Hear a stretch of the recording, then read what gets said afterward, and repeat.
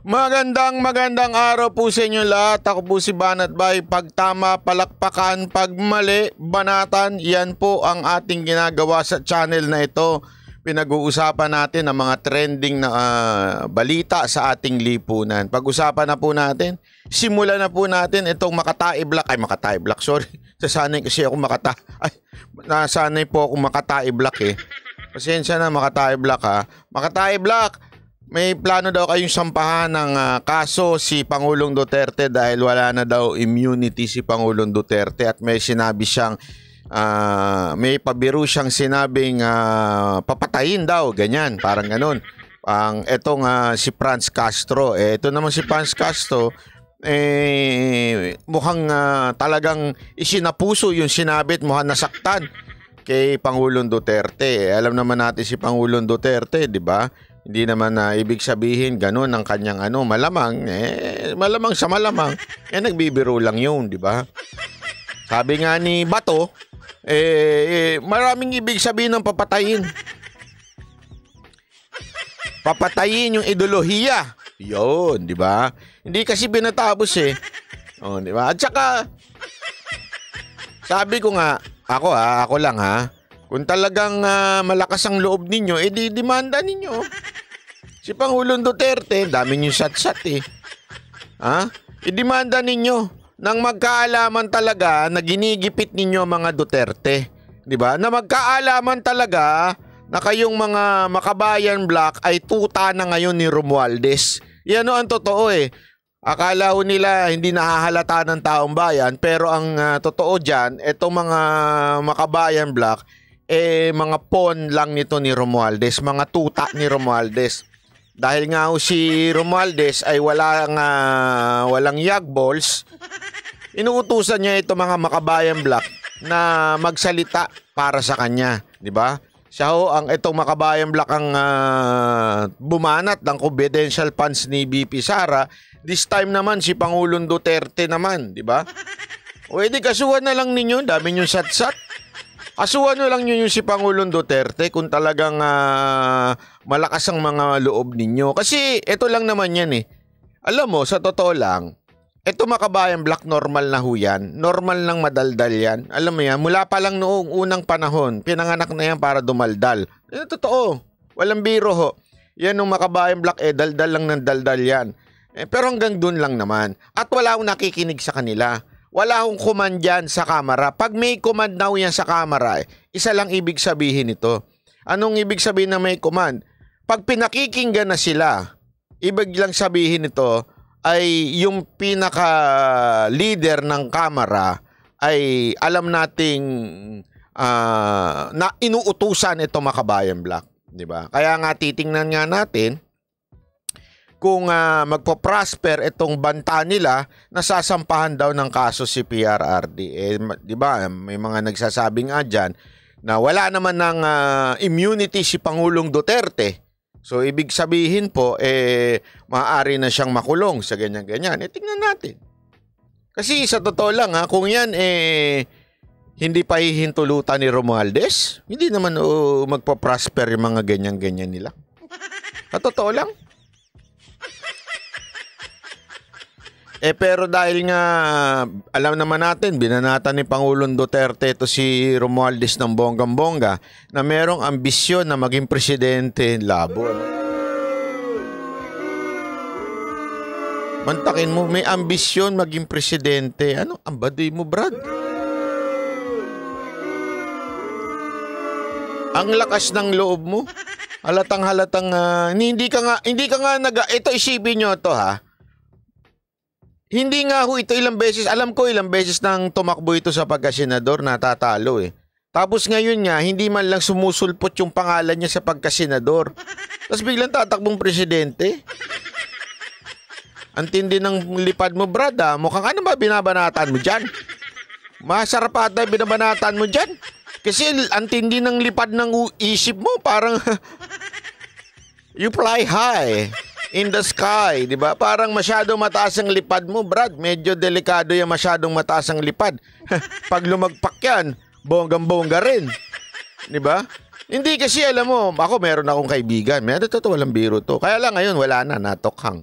Pero meron akong kaibigan dati. Ang tindi ng lipad niya. Walang biro. Sabi niya, alam mo, Brad, one day, magiging milyonaryo ako. Sabi niya sa akin. Bakit naman matindi lipad? Paano ba naman? Sabi niya, magiging milyonaryo daw siya. Pero wala siyang ginawa ko, hindi uminom, tumambay, wala ngang trabaho, nakahubad lang sa bahay, lang. Pero ang pangarap niya, maging milyonaryo someday daw. Sabi niya, Brad, someday magiging milyonaryo ako. Sabi niya ganun. Ang taas ng lipad, ika nga, di ba? Ayun, nung bumagsak, natokhang, nayari. Ang lipad ang taas Parang, ewan ko ba? Parang ganun si Romualdez, masyado mataas ang lipad. Akala niya talaga mananalo siyang presidente. Pambira, Romualdez presidente. Ayusin mo muna yung lugar ninyo. Sa totoo lang, paano naging presidente? Pambira ka naman, oo. Senado nga, di ka umaangat, di ka nga, wala ka nga sa, sabi nga, wala ka sa radar para maging senador. Presidente pa. Pambira, oo. Diba? Tapos ngayon, hindi kasi ang akala niya siguro habang dinidiin niya si VP Sara Duterte at etong si Pangulong Duterte, akala niya siguro siya ay magtatagumpay at aangat. Alam mo, Brad, Romualdez, makinig ka. Kahit hindi tumakbo si VP Sara Duterte, baka yung barangay captain tumakbo, manalo pa kaysa sa'yo Dahil alam na ng karakas ng mga Pilipino yung gawain mo, sabi nga ni Pangulong Duterte, swapang. Swallowing, ganun ba? Diba? Alam na ng karakas ng taong bayan kung anong klase ka, Romualdez, alam na yan. Yung mo, una-una talagang sagad sa buto pagiging dilawan mo. Pangalawa, yun nga lang mga congressman, hindi mo ma-win over dahil nga sa tindi ng ginagawa nyo dyan sa kamera. Masyado yung pinapaboran lang ang mga kakampi. Hindi mo nga ma-win over yung mga kongresista dyan Tsaka una, bago ka tumakbo, siguraduhin mo munang magkaroon ka ng audit Ipakita mo sa taong bayan kung saan mo ginastos ang pera ng taong bayan. Kasi remember, pera natin yan. Hindi niya pera yung ginagamit niya dyan sa kamera. Yung anumang budget na natatanggap nito mga kongresista na ito, na paulit-ulit nila sinasabing na okay, na audit naman daw ng COA.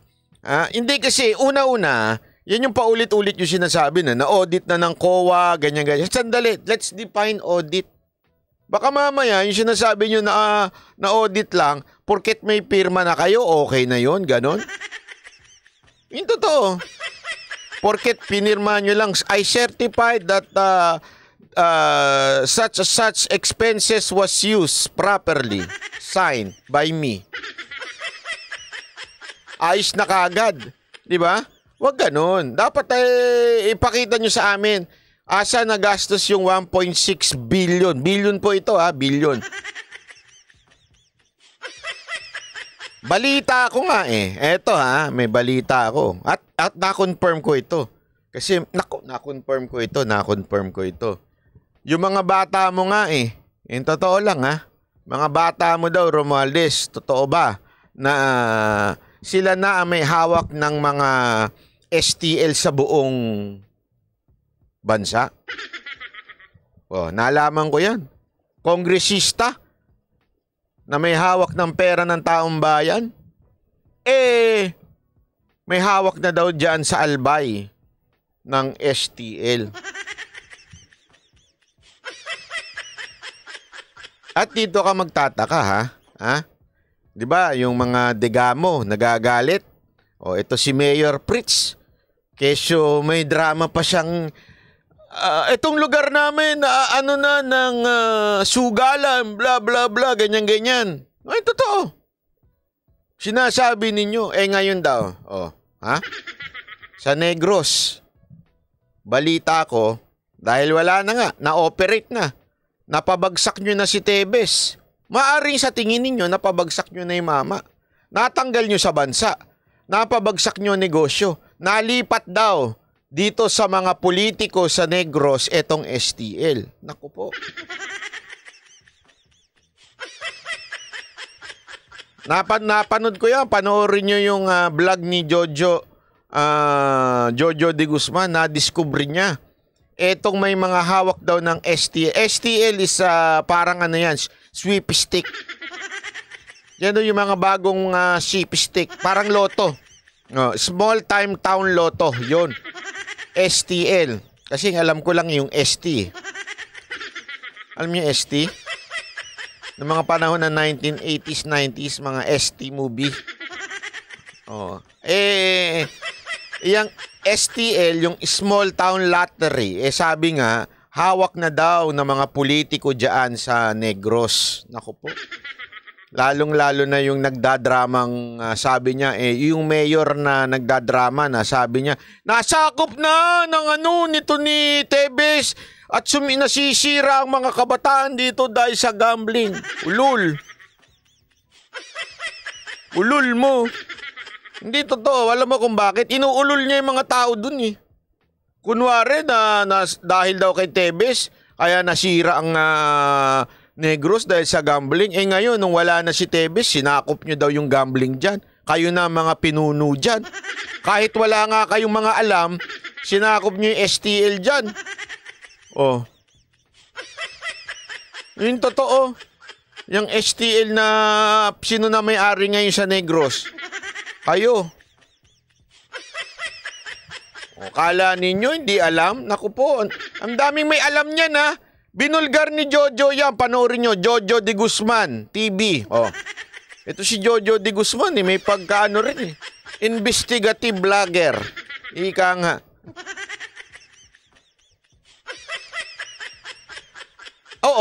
Sabi nito, dapat STL, PAGCOR na may hawak. Oo naman, PAGCOR naman na may hawak niyan. Ang ibig ko sabihin may hawak, kasi ganito yung STL, parang kukuha ka ng franchise. Ganun yung STL. So, kunwari, magtatayo ka ng loto dito, magbibid ka ngayon sa PAGCOR, ito yung presyo. Actually, yung bidding na yan, politika rin yan. Kung sino yung malakas, siya yung naaawarda ng STL. Million, billion po kasi. Alam nyo, ito walang biro ito ha. May kikwento ako sa inyo. Ito alam ko ito. Dami ko kakilala dyan. Ang dami nagaya sa akin dyan. Walang biro. Kaya lang million no kasi yung investment dyan Mga mababa na 100 million dyan. Para magkaroon ka ng STL, anak ko po. Magkaroon ka ng pero laki ng kita dyan. Kaya pagka nung panahon na si Pangulong Duterte nanalong presidente, at siyempre alam nyo naman ang lakas ni Moca, di ba? Akala nila makakalapit sila kay Moca. Marami lumapit sa akin yan. Sabi sa akin, bay, pasukin natin STL, di ba? Si Moca, pag si Moca ang pumasok ng STL dyan, through you. Kayang-kaya mong gawin yan. Ito pambobola sa akin yan. Alam mo, bay, si Moca yung ipupush nating backer natin. Sigurado ako, maa-award sa atin yung STL, ma-franchise. Si Moca, kunwari, araw-araw katabi ni Presidente yan. Sigurado ako, matatakot yan na hindi ibigay yung bidding kay Moca. Pero hindi si Moca ang nasa pangalan, ikaw yun. Ikaw lang yung nasa likod. Tapos negosyo natin yan. Magkano, hati tayo sa pati sa kita. Million yan. Magiging bilyonaryo ka, bye. Walang biro Yung mga kaibigan kong nag-STL, kasi ganyan dyan palakasan dyan sa PAGCOR. Ang dami ko pang kilala sa PAGCOR nun. Walang biro. Di ba? Ang dami nating kaibigan yan. Kaya lang kasi, alam nyo, ako talagang medyo loko-loko lang ako. Itsura ko lang loko-loko. Tsaka medyo mamatalas lang ang bibig ko. Pero meron akong prinsipyo pagdating sa mga ganyan. Ayaw ko ho talaga ang gambling. Pasensya na pero yan kabilin-bilinan ng aking magulang. At ako bilang naniniwala naman sa, alam mo yun, sa conviction ko, ayoko talaga ho ng gambling. Kaya every time na nilalapitan ako, kaya maraming ganyan. Ang laki ho ng kita dyan sa STL na yan. As in, mababa bilyon ho dyan. Pag gusto mong yumaman, yan ang talagang pasukin mo negosyo, STL. Tapos makikita, ang gagawin mo lang naman kahit wala akong alam nun, di ba, sa sugal. Gagamitin lang naman nila ako tsaka si Mocha para mabigay yung may award sa kanila yung mga sa mga probinsya. Ganong kalaki yung nako, maniwala ko kayo sa akin. Gusto mo magkaroon ng Ferrari? Pasukin mo yung STL. Wala pang isang buwan, yung Ferrari panis sa'yo yun. Yan totoo. Kaya lang talagang hindi naman tayo nagmamalinis, pero hindi ko talaga kursyonada yung ganyan. Kasi ako naniniwala ako, lahat naman tayo mamamatay din at haharap tayo sa Panginoon. Tatanungin sa'yo ng Panginoon, ikaw ba ay naging magandang halimbawa at tinulungan mo ba bayan mo o naging isa kang dahilan ng paglugbok ng bansa mo? Hindi, di ba? Tatanong tayo, ginawan mo ba ng kabutihan? Ako, naniniwala ko, salo talaga ang sugal sa bawat Pilipino. Sa katunayan, ang daming offer sa sa akin sa bilang Mocha Girls. Yung mga personal nila, wala akong pakialam doon sa mo. Pero sa Mocha Girls, kanina kakatawag lang sa akin. Baka nga nakikinig dito yun. Sabi sa akin, bay, kunin naman naming endorser ang Mocha Girls Casino. Malaki-laki to. Magandang project to. Sabi ko, pasensya na talaga. Hindi ko talaga kursunada yung mga ganyan. Hindi naman sa nagmamalaki ho tayo, pero hindi ho talaga natin kursunada ang casino. Ayoko ho kasing malulong ang mga Pilipino sa casino. At ayoko ang mga Pilipino aasa sa casino para sila alam mo, guys, ganito yan. How hindi ako nagmamagaling How did I know this? Because once in my life, I was there. Okay? And I know it. Alam mo, nung time nga na nagsusugal ako gabi-gabi, nagkakasino ako gabi-gabi, iniisip ko, hindi ko na kailangan magtrabaho eh. Ang isipin ko lang, manalo lang ako ng 5,000 kada gabi. Uwi na ako. Diba? O, isipin mo yung 5,000 times 30. O, magkano yung 150? Buhay na ako nun. Kaya ko na may panalo yung 5,000 kada gabi. Hindi, totoo. Diba? Ganun yung nasa isip mo. Pero eventually, walang nananalo sa casino kung hindi yung banker. Sa simula mananalo ka. Hindi ko alam paano nila ginagawa yun eh. Simula panalo ka talaga eh. Unang salta mo panalo ka. Pero pag tagal-tagal, mababa na sa'yo talong 10,000, 20,000. Kada araw yan So akala mo, kikita ka, pero eventually, dahil sa gusto mong mabawi yun, gusto mong talagang, grabe, ibibenta mo na lahat. And I know it. As a matter of fact, talagang nadagok ako napalo ako ng Panginoon dahil dyan, di ba? Parang, nabi ko naipon, na nawala dahil sa ganyan. Kaya, mula noon, sinabi ko na talaga sa buhay ko, never to. And I will be one of the advocate against casino. Alam mo yun? As in, ayoko talaga. Delikado sa buhay yan, di ba? Delikado. Sabi nga turo sa akin ni Airpat, kapag nanalo ka sugal, out na agad. Nako. Yan ang sabi ng mga Hindi yung totoo yan. Yan din na sinabi ko sa sarili ko noon. Hindi, pag nanalo ko 5,000, out na ako. Labas na kagad ako. Pag 2,000, 3,000, out na ako. Hindi. Habang nakakatikim ka ng panalo, talagang gustong-gusto mo di ba? Talagang papasukin at papasukin mo. Hanggang, kasi nga, nakaasa ka na dun alam mo yon, yung 1,000, mababa na yun pag nasa casino ka. Mababa na yun. Yun totoo. Diba? Kaya ako ayoko niyan. At nakakaano naman dahil sabi ko nga nakakalungkot. Bakit ko naipasok ito? Dahil napag-alaman ko ngayong araw na ito, dami ko nakausap. Mga may hawak ng STL. At grabe kinamkam ng mga congressman ang mga STL ngayon. Marami sa kanila. Hindi ko na lang papangalanan. Mahirap kasi may privacy sila dun Although nakakalungkot lang. Kung sino pa yung may hawak ng pondo ng bansang Pilipinas, sila ang nasa STL ngayon. Nakakatakot. Sabi ko, ganyan ba talaga ang buhay natin ngayon? Hawak na ng mga politiko yung mga STL. Akala ko ba kaya sila naandyan para pagsilbihan talaga tayo? Yung pala, yung perang nakukuha nila mula sa mga extraordinary fund nila, ini-invest nila sa STL dahil sila na ngayon nasa kapangyarihan, i-invest na nila doon. Ilalagay na nila yung pera nila doon. Tapos, yun ang patatakbuhin. Ganun, kalupit. Grabe, sabi ko, anong nangyayari sa bayan natin? Akala ko ba may batas tayo laban dyan? Ito isipin nyo, pinagtibay nga ni Pangulong Duterte yan eh. Naalala nyo, pinagtibay ni Pangulo, walang public official na papasok ng kasino. Alam ko yan, bakit? Nagpe-perform kami sa loob ng kasino, meron siyang letter na malaki doon, tapos nakalagay dyan, order by the President of the Philippines, sa kapirma Rodrigo Roa Duterte. Gano'ng katindi. Sa bawat entrance ng casino, Okada, Resorts World, nandun yun, nakalagay dyan. Nakasulat yan, Tapos natatawa ako, ngayon, hindi nga sila pumasok kasi sila na may-ari. Ganong kalupit. Hindi lang sila ang pumasok, sila pa talagang ang kumuha ng franchise. At ang hindi ko nga magets, bakit sa kanila ibinigay yung franchise? Sa bagay, sino ba ang nagbibigay ng budget ng PAGCOR? Di Kamara. Pag gaya mong i-award sa kanila yun, ipiting kanila.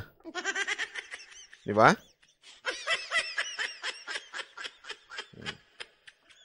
Balik tayo ngayon dito sa Makabayan Block. Kasi ito Makabayan Block, mukhang ginagamit na tirador laban kay Pangulong Duterte. Celia, marami sa Akad Baron. Shout out from New York. Madam Celia, salamat po. Pasok! Kinokonsidera ng Makabayan Block ang pagsasampa ng reklamo laban kay dating Pangulong Rodrigo Duterte. Ito ay dahil umano sa death threats nito laban sa miyembro ng Makabayan Block, partikular na kay ACT Party List Representative Franz Castro. Kinondena ni Gabriela Women's Party List Representative Arlene Brosas ang mga naging pahayag ng dating Presidenteng Duterte na target ng intelligence funds ang kanilang grupo. Ang Makabayan Block ang kumukwestiyon sa confidential funds ng anak nito si Vice President Sara Duterte.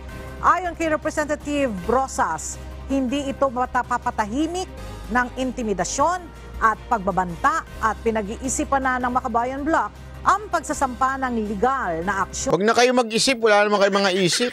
Gawin nyo na lang. Hindi, basta ganito muna gawin ninyo, ha? Arlene Brosas, itanong nyo muna kay Romualdez. Sigurado naman ako, kayo, nag-aantay kayo ng ng basbas niya kung titirahin ba si Pangulong Duterte o hindi. Tanong nyo muna kay Romualdez. Kasi naging tuta na kayo ni Romualdez ngayon eh. Diba? Alam mo, nakakaano nga eh. Actually, hindi pala nakakalungkot. Nakakatawa nga eh. Kasi sila yung sumisigaw na, tuta ng Amerikano, tuta ng China, ganun sila. Pero sila, tuta ng baboy. Ay, sorry, tuta ng baboy.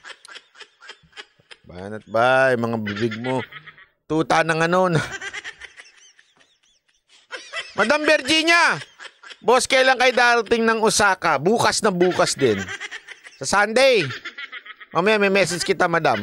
Message mo ko. Message tayo, ha? Para baka mamaya, alam mo na, mahirap. Message mo ako. Sa dating punong ehekutibo. Kaya kawa ko sa iyo, Madam Brosas, wag na kayo mag-isip dahil wala naman kayo isip. Ha? Hindi nyo naman matarok yung mga ganyang bagay. Tanungin nyo na lang si Romualdez. Tanungin nyo siya kung dapat bang sambahan si Pangulong Duterte dahil napikon siya sa pagbuking sa kanya na tatakbo siyang presidente, ha? Pagka meron ng basbas ni Romualdez, doon na lang kayo sumunod. Naman sunod-sunuran naman kay Romualdez eh. Diba? Ayun lang naman yan, nang magkaalaman na kasi sa totoo lang, na yung paulit-ulit yung andaldal nyo. Ewan ko ba, alam mo meron kasing, eto mga kababayan, may 3 na lang. I think correct me if I'm wrong, 3 na lang na party list ng mga makakaliwa ang naandyan. sa Kamara. Actually, humina sila nung panahon ni Pangulong Duterte. All throughout the election, 2000 and ano ba ito? 19 and 2022, bumagsak talaga ang mga Makabayan Black. Hindi na nga sila black eh, Makabayan trio na sila eh. Hindi na sila papasang K-pop. Kasi ang K-pop usually 4 eh. 3 na lang sila, Tito Vic and Joey na lang sila. So, umihina talaga ho ito Makabayan Black. Kaya lang ngayon, mukhang pinalalakas ni Romualdez. Diba? So, Romualdez, pag yan, nadagdagan sa 2025 na makapasok ng party list ng mga makakaliwa, alam mo na. Sigurado kung may basbas mo yan, di ba? Kaya mga kababayan, kung ayaw nyo pang manatili itong Makabayan Black na ito dyan, kasi wala namang ginawang kabutihan yan, alam mo yung Makabayan Black kasi ang pinaka-hipokrito sa lahat ng hipokrito. Yan ang totoo. Walang biro Ito Makabayan Black ang pinaka-hipokrito sa lahat. Ang galing po muna niyan, korupsyon, bla bla bla, feeling nagmamalinis, pero kailan nyo nakitang naglabas yan ng ginagastos ng opisina nila? Nakita nyo ba silang naglabas ng magkano ang ginastos ng kanilang opisina? Kung saan sila, tingnan ninyo, hindi naglalabas yung mga yan. Wala hong nilalabas yung mga yan. Ang nilalabas lang yan, kunwari, wala silang pork barrel, kunwari, ganyan. Pero yung mga project niyan, nakakita na kayo ng mga project na ginawa niya Makabayan Black na yan? Wala. Baka binibigay lang doon sa bundok. Oh. Madam Virginia, matatutulog ang aga-aga pa. Sign of aging niya, Madam Virginia, natutulog na maaga. Sabi tuloy nito isa, Ma'am Virginia, gusto niyo po mag-invest? Yung 1 milyon nyo gagawin nating 1 milyon ko. Ay, mali. Yung 1 milyon nyo gagawing 1 milyon ni Excel. Sige na, invest ka na. Kilala ko yun. Biro na. Ay, nako. Diba? Pag-usapan naman natin to si Excel. Sige na. Pumalag ang kontrobersyal na content creator na si Yexel Sebastian sa mga umano'y nagpapakalat ng maling balita tungkol sa kanya at sa kanyang nobya. Sa huli niyang update online, nag-post ng screenshot si Yexel ng isang netizen na nagsasabing sila'y scammer ng kanyang girlfriend na si Mikey Agustin. Kasunod pa rin yan ng issue nila sa umano'y 200 million peso investment scam na Kasi may naglalabas ngayon sa social media, which is, I don't agree. Okay, I don't agree doon sa nilalabas na yun. Medyo fake news naman. Na kesyo nagtatago daw si Excel. Hindi naman ho siya nagtatago sa batas. Nagtatago lang ho siya sa mga kasamahan niya. Magkaiba yun. Okay? Linawin lang natin. Kasi may fake news na naglalabas. Si Excel nagtatago na sa batas sa Japan. Wanted sa Pilipinas. Wag naman ganun.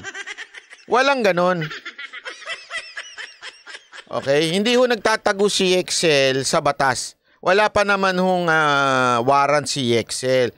Hindi ho siya nagtatago sa batas. Nagtatago ho siya doon sa mga nirecruit niya dyan sa kanilang investment. Doon siya nagtatago. Okay? Hindi ho sa batas. Wanted siya doon sa mga nag-invest. Hindi ho sa batas. Linawin natin. Madam Virginia, gusto mo rin magtago sa iyo si Excel? Invest na.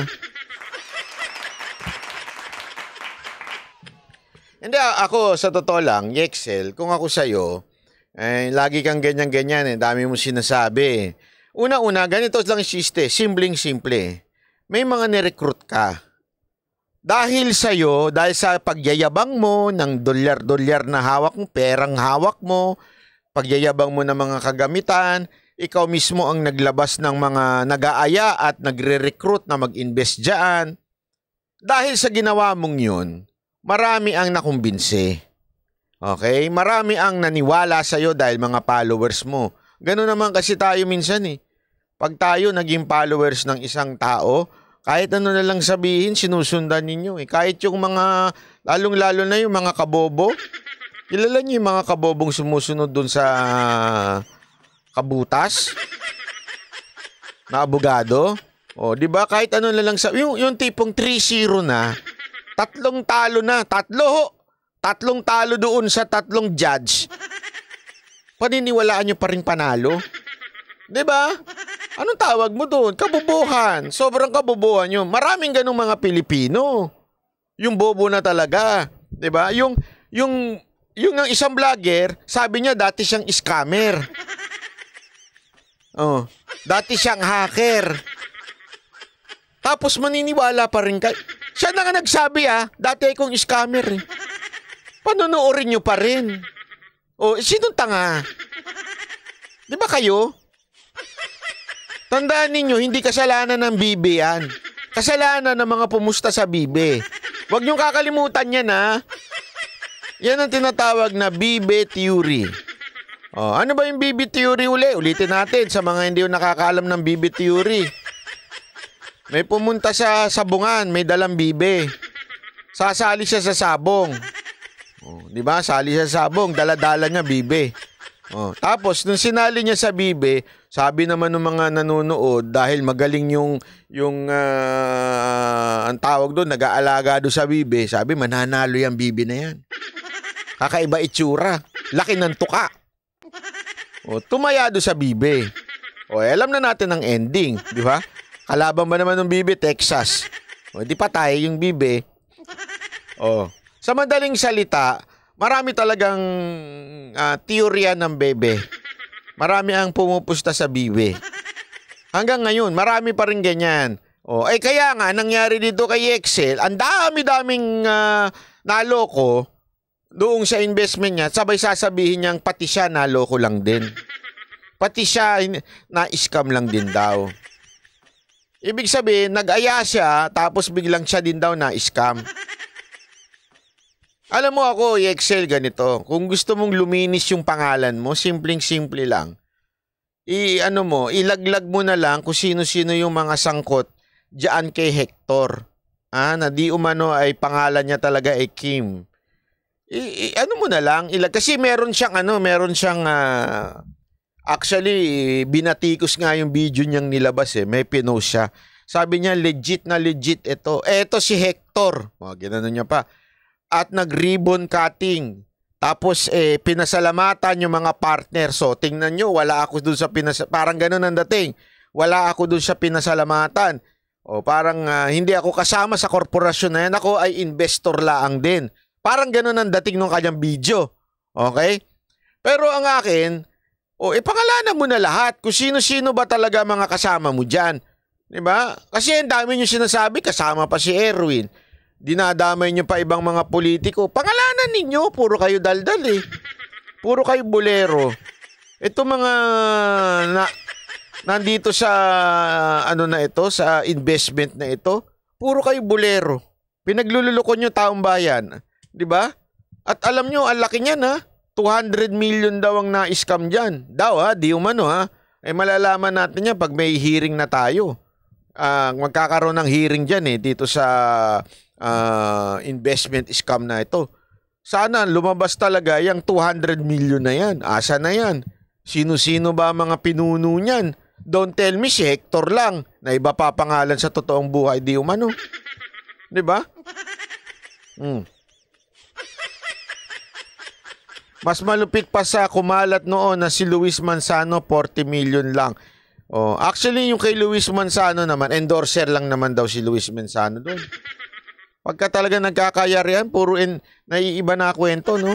Pero pag sila ay nag-re-recruit, akala mo sila may-ari. Diba? Pasok na kayo dito sigurado. Nandito kami. Sa tingin nyo, kami namin kayo. Mga nandito, mga general, mga congressman, mga opisyal ng gobyerno. Akala mo siya talaga may-ari pag nag-imbita Tapos nung pag nagkalokohan na, wala na. Bigla na lang mapupunta sa Japan, Nagoya. Nagoya tuloy kayo. Andali, linawin ko lamang po, wala po akong investment na nilalakad ho. Wala po akong negosyong investment, wala po akong negosyong networking. Hindi ho ako pupunta ng Japan dahil magtatago po ako sa kanila. Yung Japan ko, matagal na ho nakaplano yan. Kaya wag ho tayong mga judgmental. At saka ako, magla-live ako. Kahit nasa Japan ako. Sa katunayan, madalas ko ng madalas ko nang ina-announce yan dito noon pa lang di ba? Mag-invest daw si Garski sa Sugar Daddy Party List. Parang gusto kong itayo talaga yung organisasyon para ipagtanggol yung mga inaaping mga Sugar Daddy. Di ba? Yexel, ilabas mo na kung sino yung mga kasama mo dyan, kung sino talaga yung mga boss mo dyan, at kung sino yung mga pinagmamalaki mo. Kasi di ba lagi kang sigurado ko nung ikaw ay nag-aaya ng investment dyan, sigurado ako kung sino-sino dinadrop ninyo mga pangalan si ganito, nandito na to. Ngayon mo sabihin. Ngayon mo sabihin. Bigla ka na lang nawala, nagoya ka bigla. Hanapin kita dyan sa Nagoya. Puntaan kita. Sundan kita dyan sa Nagoya, ha? Kita tayo, mag-usap nga tayo, pati yung jowa mo, gawin ko sa'yo, joke. Biro lang, ha? Ay, nako. Ito. Pag-usapan naman natin to. Speaking of scam, ito, panoorin natin. Ngayong gabi nga ato may 35 na yung bilang nalilipad patungong naning China. Ito yung mga Chinese nationals na nahuli nga sa tinaguriang scam hub sa Pasay nitong Agosto. Mula sa SKK building sa Pasay kung saan sila nahuli at kung saan sila nakadetain sa nakaraang mahigit 2 buwan, ibinyahe ang mga tinaguriang undesirable aliens sakay ng isang bus. Mga tie wrap ang nagsilbi nilang posas. Ito na ang pangatlong batch ng mga tauhan mula sa scam hub na ito na idiniport pabalik sa kanilang bansa. Sa susunod na linggo raw idideport ang huling batch ng mga dayuhang POGO workers matapos kanselahin ang kanilang mga passport. August 1, niraid ng Interagency Council Against Trafficking sa pangunguna ng NBI at Presidential Anti-Organized Crime Commission ang opisina ng Rivendell Global Support, isang POGO Customer Relations Service provider ayon sa record ng PAGCOR. Pero lumalabas sa investigasyon ng DOJ na sangkot sila sa illegal online gambling na bawal sa China. Ayon sa Presidential Anti-Organized Crime Commission, oras na makarating sa China ang mga deportees, inaasahang madidetain pa sila habang nag-iimbestiga ang Chinese authorities. Ang mga ito ay haharap ng kasong kriminal sapagkat sila po ay nahuli sa isang online gambling. Bawal po ang gambling sa China. So kahit sinong Chinese national na mahuling naglalaro at tatrabaho sa gambling sa kahit saang bansa, krimen po yun sa kanila.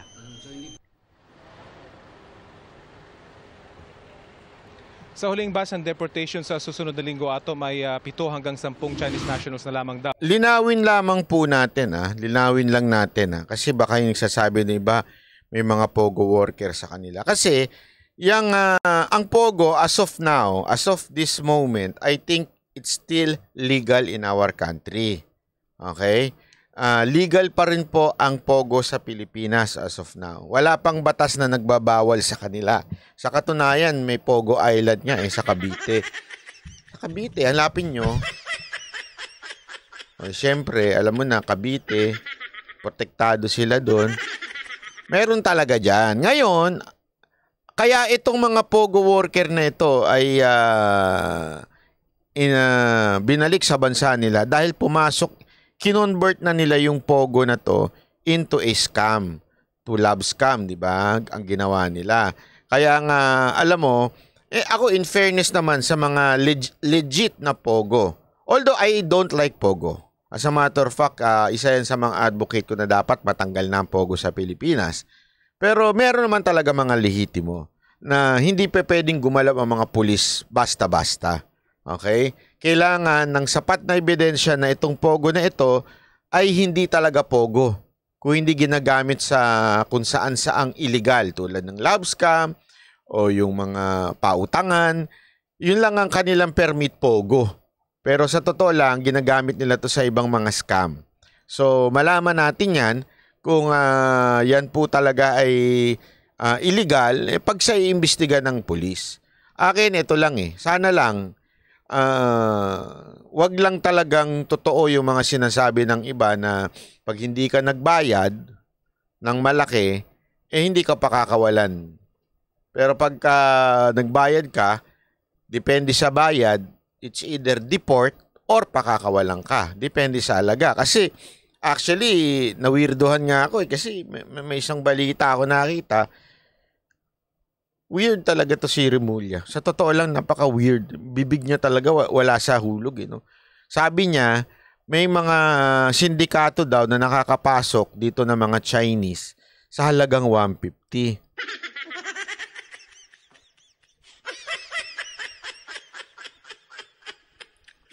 Akin, sinasabi niya yun.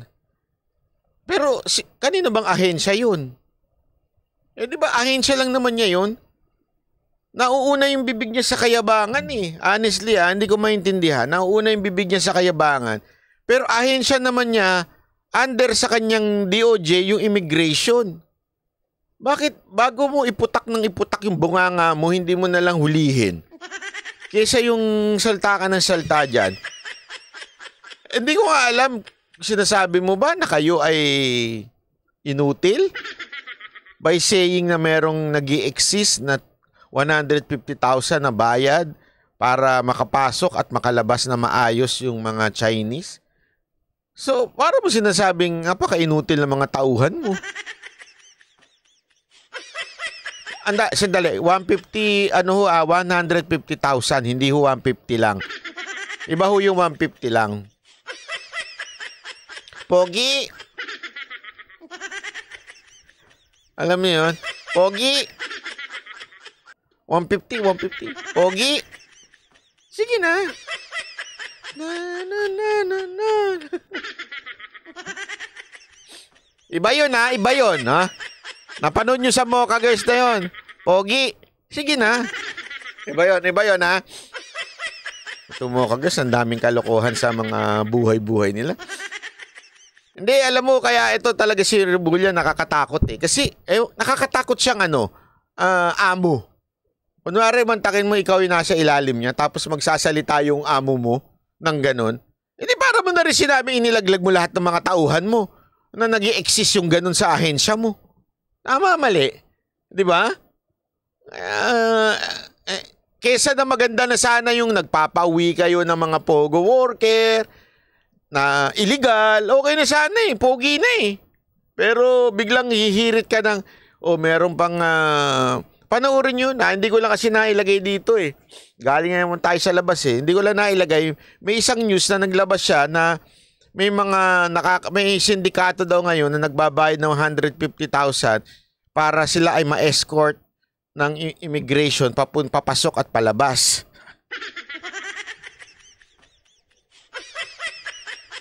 Nauna yung bibig bago hinuli, no? Labo talaga.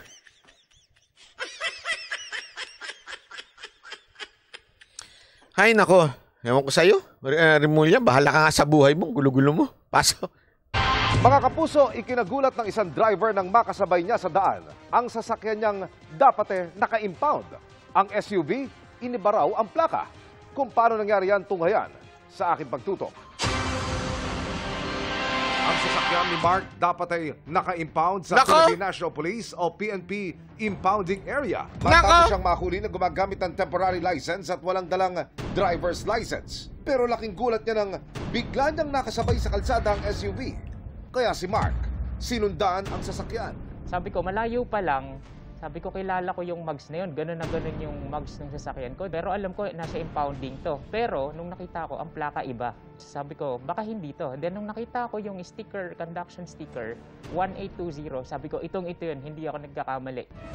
Inilapit ang resibo sa pamunuan ng PNP ang reklamo ni Mark. Pagdating sa impounding area ng HPG, kumpirmado, inilabas nga ang sasakyan ni Mark. Paano nailabas?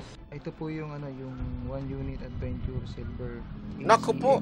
7065 in-all out noong February 23, 2023. Around 10:51 ng gabi. Naku po, asan ang SUV, mga sir? Papanagutin natin kung sino man itong gumamit nitong sasakyan mo na nakayupang dito sa highway patrol. Kung sakaling makitaan ng probable cause, posibleng masampahan ng kasong carnapping ang mga sangkot sa pagkawalan ng sasakyan. Base sa logbook inilabas ng isang HPG patrolman na nagngangalang Brian Anthony Pido, ang sasakyan ni Mark noong February 2023. Iniimbestigahan siya ngayon ng HPG at IMEG.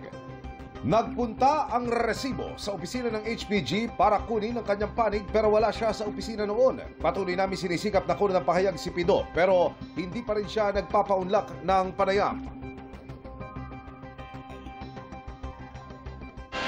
Mga kapuso, samahan nyo kaming tumutok 24 oras. Bisitahin at mag... Alam mo, nakakalungkot lang kasi itong mga nangyayari sa HPG. May isa akong nabalitaan pa eh. Actually, puna ito ni Senator Lacson, dating Senator Lacson, na nag-comment siya sa Twitter na nakikita daw niya itong mga HPG na nag-escort ng mga POGO workers, POGO executives na labas-pasok lang sa mga casino. Sabi nga niya, tinawag niya pansin ng PNP. Nakakalungkot kasi, di ba actually matagal ko na sinasabi sa inyo yan. May mga HPG talaga na ginagawang negosyo yan, yung nag-escort. Paano mapipigilan yung ganyang kalakaran kung mapipigilan niya mga wang na yan kung kayong mga HPG ang pasimuno? Eto naman, HPG dapat ang kukuha nitong mga illegal na bumabiyahe, tas gagamitin yung mga sasakyan nila, pinapalitan lang ng plaka. Di ba ho? Ibig sabihin, paano tayo magtitiwala kung ganyan? HPG. Ayusin naman po natin kasi naintindihan ko kayo ay supposedly, alam mo, mataas ang respeto ko dyan sa HPG na yan, lalo na nung panahon ni Moca. Kasi nung panahon ni Moca, nung panahon ni Pangulong Duterte, naalala ko kahit si Moca nun, Tiger yan, Master Tiger yan si Moca. Sinabihan sila na huwag kayo magdidikit ng sticker na yung helmet, which is yung logo ng HPG. Okay lang yung Master Tiger, pero as much as possible, wag yung may helmet. Kasi nga, para hindi sila namumukhang HPG. Yun ang totoo, ha? Yung mga sibilyan, yung sinabihan. Yung mga, HPG, pwede. Diba? Pero yung mga sibilyan, alam mo, sumunod yung mga Tiger at saka mga Master Tiger nung panahon ni Pangulong Duterte. Miss Gwen, Adiser, salamat po. And I know. Why? Kasi kahit si Moca dalawa yan level yan Tiger, Master Tiger, may isa pa yung pinakamataas, nakalimutan ko na. Si Moca nga Master Tiger sumusunod di ba? Nung panahon ni Pangulong Duterte. Ngayon, lumala na. As in, lumalala ngayon yung mga HPG nagtatrabaho. Alam nyo mga sir, mga ma'am, kayo sa HPG, wag na ho kayong maraming sinasabi, maraming satsat. Sa totoo lang po pasensya na HPG alam nyo yan Alam nyo yung ginagawa ng mga kabaro nyo. Lalo na mga kasamahan ninyo. Alam nyo yung ginagawa ninyo. Alam nyo yung mga negosyong ganyan. Yung hagad-hagad. Alam nyo yan. Diba? Alam nyo na meron talagang nagaganap. At kung ayaw ninyong mangyari yan, diba? Kung ayaw ninyo talagang mapigilan yan, kayang-kaya nyo. Isang memo nyo lang Sabihin nyo, bawal na to walang gaganito. Ulitin lang, bawal na yung ganyan. Alam mo ang mga pulis, masunuri naman yan At totoo lang, eto walang biro to sa dami kong kilalang pulis. Pag may memo, pagka merong mahigpit na leader na inilagay, natatakot sila. Kasi sa totoo lang, pinaghirapan nilang maging pulis. At ayaw nilang matanggal dyan kasi nga, una-una, ganda na ng sahod nila. Pangalawa, maganda yung kanilang pensyon as of now, Unless mapasok na uli yung palpak na pensyon na ginagawa ng ilang mambabatas natin. Pero as of now, maayos ang kanilang pensyon. Grace Tagaro, salamat po. Kaya ayaw nila na matanggal sa serbisyo. Yan ang totoo. Walang biro. Kaya lang, pag biglang lumuluwag yung kanilang mga leader, hindi ho sila natatakot. Gagawa at gagawa sila ng racket. Ang problema, lumalala, inaabuso. 'Di ba? I mean, sige, sabihin na natin public official. Kung public official, go, walang problema 'yun. Talagang kailangan ng mga public official 'yan eh. 'Di ba? Lalong-lalo na yung mga matitikas nating mga senador, mga kongresista na dapat wala naman. Pero sige. O, di ba? Ganyan naman ang kalakaran nyo eh. O, sige. Pero pati ba naman yung mga pogo executives? Ang pangit naman. Eh, di ba? Ang pangit naman hunong ganon.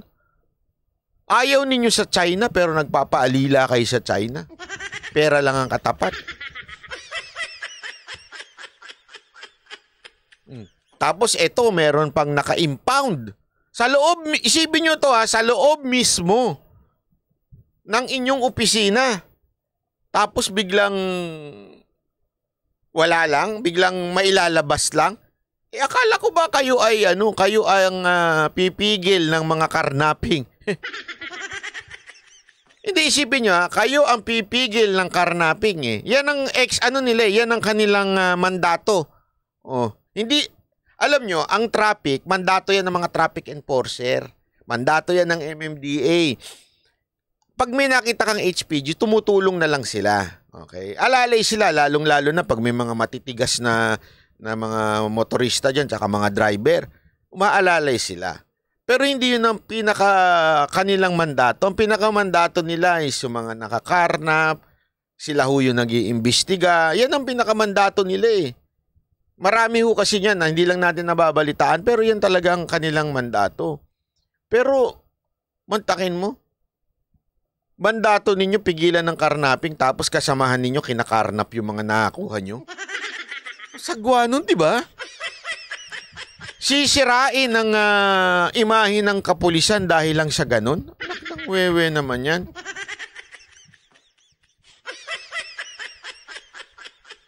So sana lang HPG, dati umistrikto na kayo eh. Hindi, walang biro kasi naalala ko talaga to eh. Kasi si Mocha involved yan nung sa HPG. Pinatawag pa nga siya nung HPG nung nalaman na, basta may instance kasi na pinatanggal yung mga sticker. So nung nalaman na si Mocha yung natanggalan, isa sa mga natanggal ng sticker, dahil sumunod nga siya eh. Sabi sa kanya, ma'am, bawal na po yan. No? So sinunod niya, tinanggal niya. Kasi nagkamay mo na. Pinatawag po siya dyan eh. Walang biro. Pinatawag siya siguro. Medyo natakot nung nalaman si Mocha. Tapos stricto lang sila. Ang ganda, di ba? Sa katunayan, nakipagtulungan si Mocha. Nakipagtulungan si Mocha dyan sa mga HPG na maging stricto. Ang ganda na. Tapos ngayon bumalik ganito. Anyari? Tapos iimbestigahan daw. Nakasulat na nga dun sa humantakin mo na isipin mo ito narehistro niya pa, nasulat. Ito yung sasakyan inilabas. Anong klase yun? Oh, 'di ba? Hindi ho maganda 'yan. Maling-mali ho 'yan mga HPG natin. Please lang. Nasisira yung imahe ninyo. Alam mo, isa yan sa mga ginagalang ko talaga eh, yung mga HPG na yan. Magagaling yan. Malulupit siya mga yan. Walang biro. Magagaling talaga yan. Sila ho talaga ang pinaka well-trained pagdating ho sa, para hong mga SWAT yan eh. Pagdating sa habulan, sa lahat, pag-iimbestiga ng karnap, magaling ho yung mga HPG natin. Kaya lang, hindi mo maiiwasan talaga na may mga gunggong talaga. Sa lahat naman ho ng organisasyon, meron talaga mga gunggong. Walang biro. Meron talagang ganun. Kaya lang, kaya pag ikaw medyo lumuwag-luwag ka, nagpabaya ka na leader, yung mga gunggong, nagparang mga daga, ika nga eh, di ba? Pag wala yung pusa at mahina yung pusa, Ha? Yung tigre naging pusa.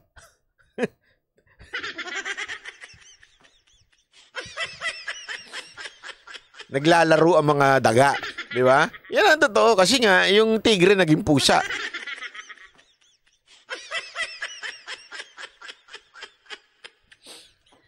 Bakit hindi pinakita yung mukha sino? Hindi pa nakita kasi, hindi pa. Kasi ganito nangyari. Hindi naman siyempre ang hirap mong harangin yun eh. Nakita lang ng may-ari yung kanyang sasakyan. Tapos nandun yung nakalimutan siguro tanggalin yung yung conduction sticker. Pinalitan yung yung plaka pero yung conduction sticker din niya pinalitan. So nakita, sinundad lang niya. At napag-alaman na galing talaga doon sa impounding area ng HPG. Tapos nung chinek sa logbook, nandun nga, inilabas nga yung sasakyan na yun. Kaya ka magtataka eh. Inilabas, inilag pa. So ngayon, hinahanap na. Sana, HPG, sana may follow-up dyan. Sana may follow-up to na 24 oras at ilabas nyo kung sino yung HPG na yan. Dapat sibakin yan. O hindi man sibakin, gawin na lang Coast Guard. Tapos doon siya sa pinag-aawayang island, 'di ba? Doon siya ilagay, destino siya doon. Magmotor siya doon, mag-jet ski siya. 'Di ba?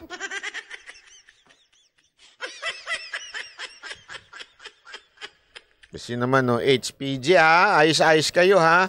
Kasi dapat napatuloy kayo ni Senator Lacson, 'di ba?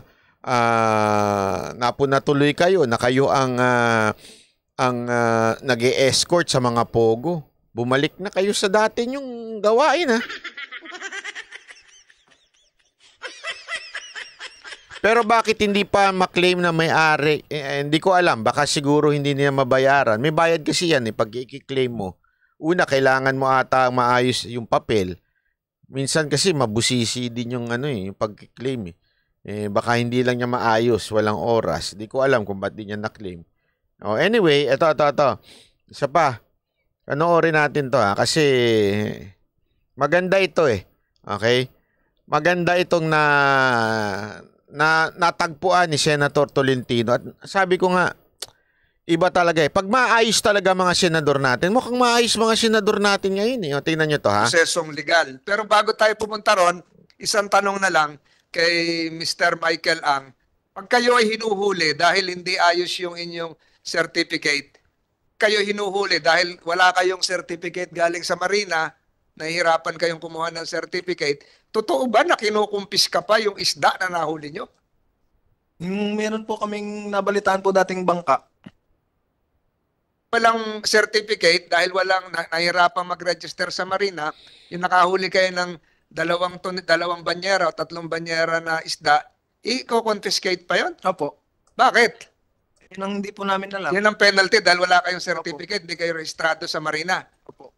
Ayan, teka muna Marina, napabalik ako rito. Bakit nahirapan sila magrehistro kasi malayo. Luluwas pa ng Maynila. So ang penalty, pag nahuli sila na wala yung permit nila, i-confiscate pa yung 2-3 banyera na ilang araw nilang pinaghirapan. Saan yun? Grabe itong natagpuan ni Senator Tolentino. Sabi ko nga, grabe naman mga government official natin. Wala talagang puso, Mantakin mo ang hirap na kumuha ng permit. May permit pala yun. Actually, hindi ko rin alam Para pala mangisda ka, may permit. Mantakin mo yun. Mangingisda ka, may permit. Sa Marina, kesyo kailangan mo. Ang hirap-hirap na maghingi ng permit. Kasi nga, malayo daw sa lugar nila. Kaya nga sinasabi ni Senator Tolentino dito, dapat ilapit natin yung serbisyo sa tao, wag natin pahirapan. Yung pala, kaya pinahihirapan para pag walang permit at nakahuli yung mga mangingisda, kukumpiskehin yung mga hinuli nila. Abay, mga animal pala kayo.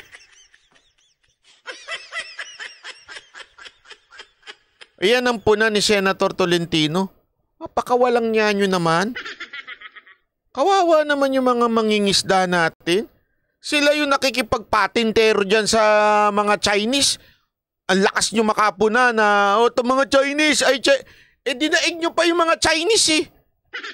Hindi totoo, isipin nyo, dinaig nyo pa yung mga Chinese. Bakit? At least yung Chinese, hindi pa nakukuha, pinipigilan sila.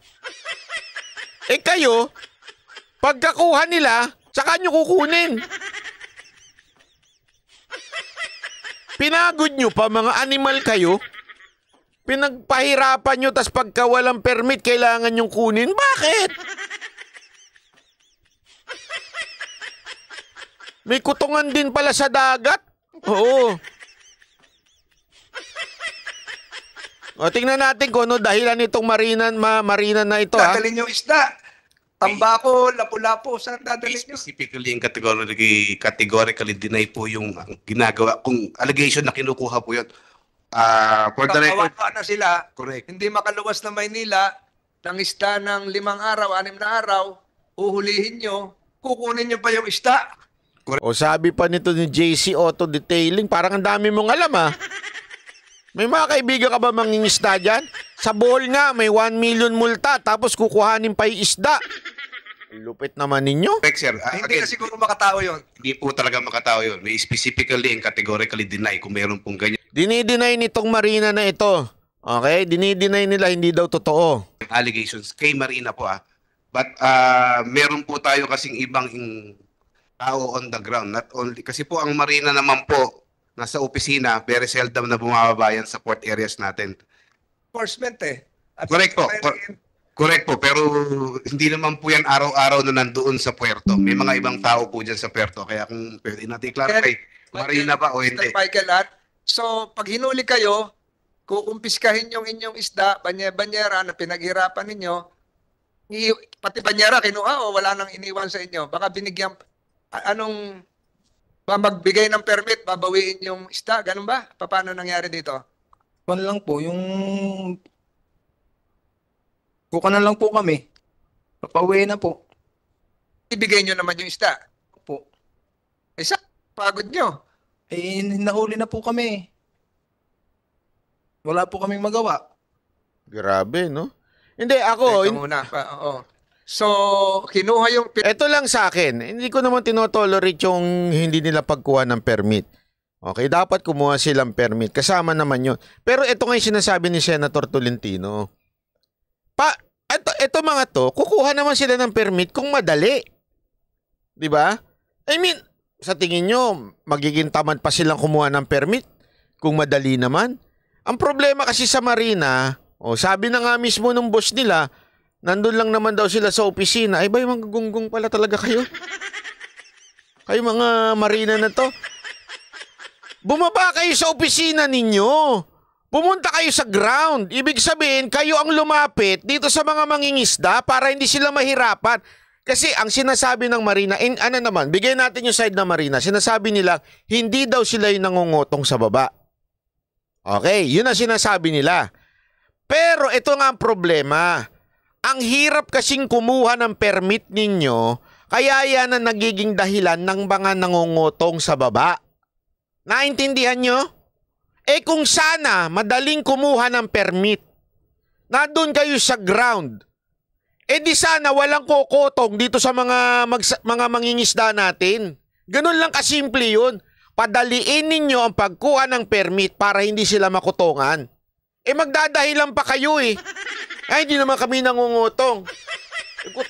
Kutusan ko kaya ho kayo, sir. Hindi kayo nangungutong, ha? Sige. Sabihin na natin, hindi talaga kayo nangungutong. Okay? Although, inaalam nga ni Bato dito, bakit di mo pa pangalanan kung sino yung nangungutong? Kung hindi pala kayo nangungutong, bakit hindi nyo padaliin yung permit? Kayo mismo bumaba. Doon na kayo sa... Yung problema, nasa opisina kayo. Kumukuya-kuy kayo, sir, Ito hindi daw kasi sila yung nangungutong. Naghirapan ninyo. Wala kayong mauwi sa pamilya ninyo. Opo. Wala kayong paninda. Marina.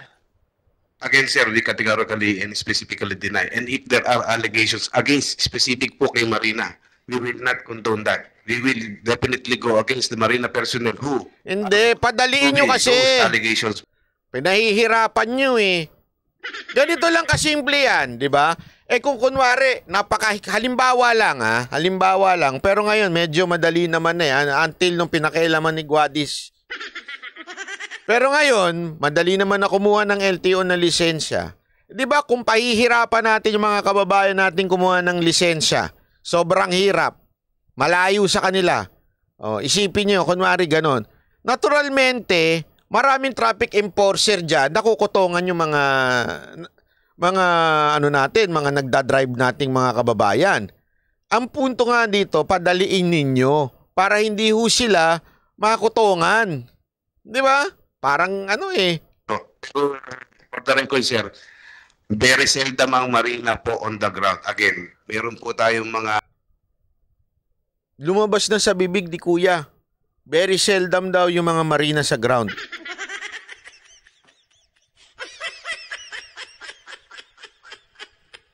Buti na lang talaga na hindi dito si Senator Tolentino, nabuking ito eh.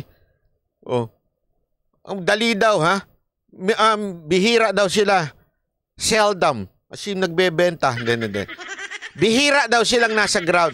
Yun naman pala ang dahilan kung bakit ang dami nakukutungan eh. Ang hirap kumuha ng permit na bihira kayo sa ground. I don't want to state names pero meron po tayo iba kasing regulatory agency na nandoon on the ground. Referring to... I don't want to... Ayan dapat pinilit yan eh. I don't want to. Yan, alam mo, yan ang hilig talaga ng ahensya ng mga gobyerno. Yung turuan ng turuan. Pag sila biniblame, turuan sila ng turuan. Hindi naman namin trabaho yan. Trabaho nila yan eh, di ba? Diyan nga nagagalit si Tulpo eh. Yung turuan ng turuan. To refer to anyone, sir. Basta po, sa amin po, if that allegation pertains specifically kay Marina, we specifically and categorically deny. And if there is a specific complaint against any Marina personnel po, kindly refer niyo po sa amin and we will go against them and investigate and impose the necessary penalty if necessary po. Asek, Yano. Thank you, Mr. Chair. There are concerns raised against our attached agencies. These have been duly noted, and we will liaise with the Marina to address these concerns. Thank you, Mr. Chair. Kawawa naman yung mga mangingisda. Sila yung nagpakahirap mangisda. Bagyo, mainit, lahat, babangga pa.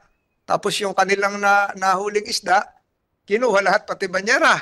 Dahil walang certificate galing sa Marina. Ang hirap naunawaan na ho lahat siguro ng mga nakikinig ngayon yung inyong mga pinagdaanan. Pagbalik nyo sa Zambales, mangingisda kayo, sigurado wala kayong permit pa. Ito na, mahuli-uli kayo, kukumpiskahin pa yung isda ninyo. Ilang beses naranasan mo yon, Michael? O nung narinig mo na may ganyan? Ilang beses pa lang po. Ilang banyera yung kinuha?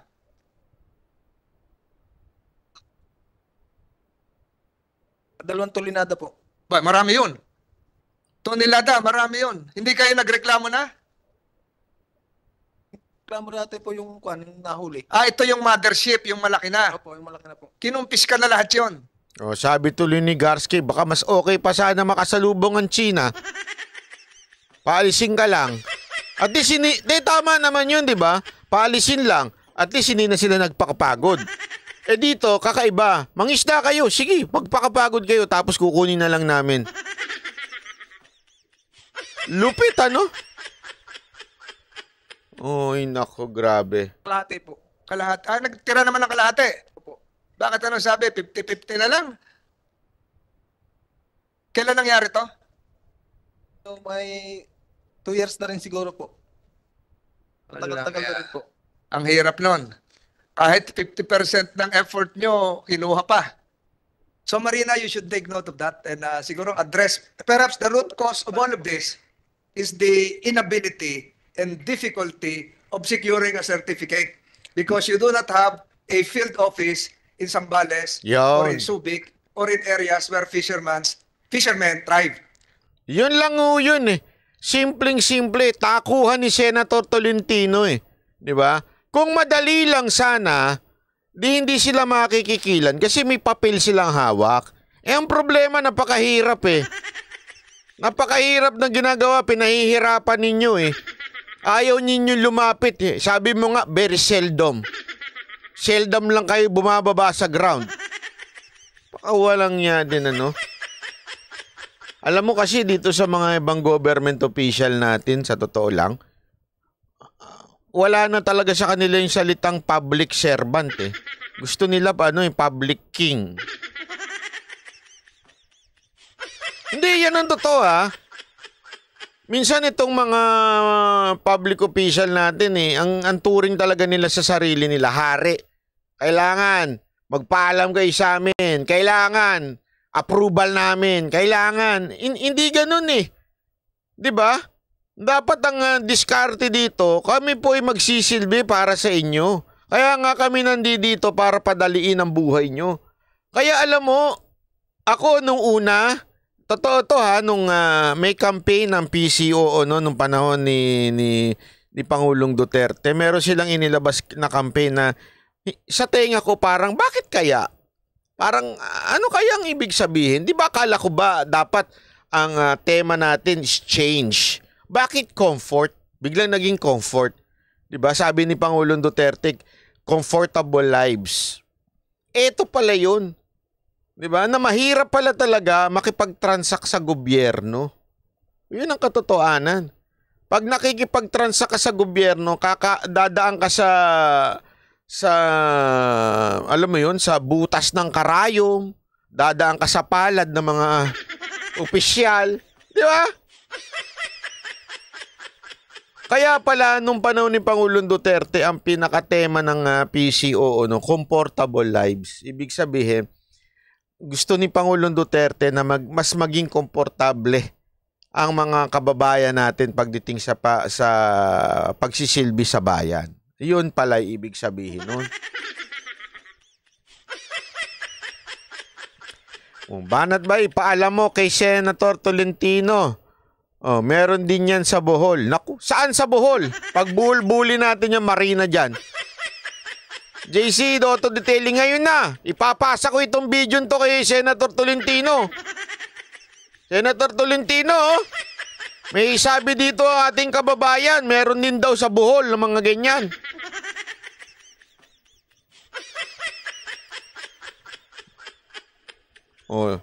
Dati padalain ang buhay, ngayon patayin ang buhay. Huwag naman ganun, hindi naman patayin. Pahirapan lang. Kasi nga, mga hari ang nanunungkulan ngayon sa gobyerno eh.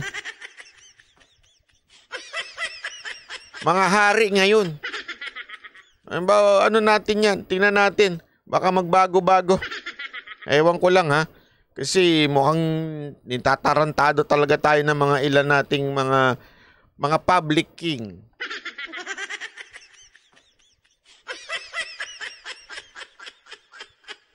Eto, panoorin nyo ito. Alam mo, maganda itong video na to. Nakita ko ito eh.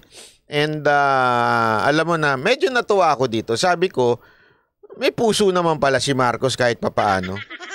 Hindi totoo ha. Kasi sabi ko nga, alam mo, ako kasi matagal ko na sinasabi sa inyo to eh.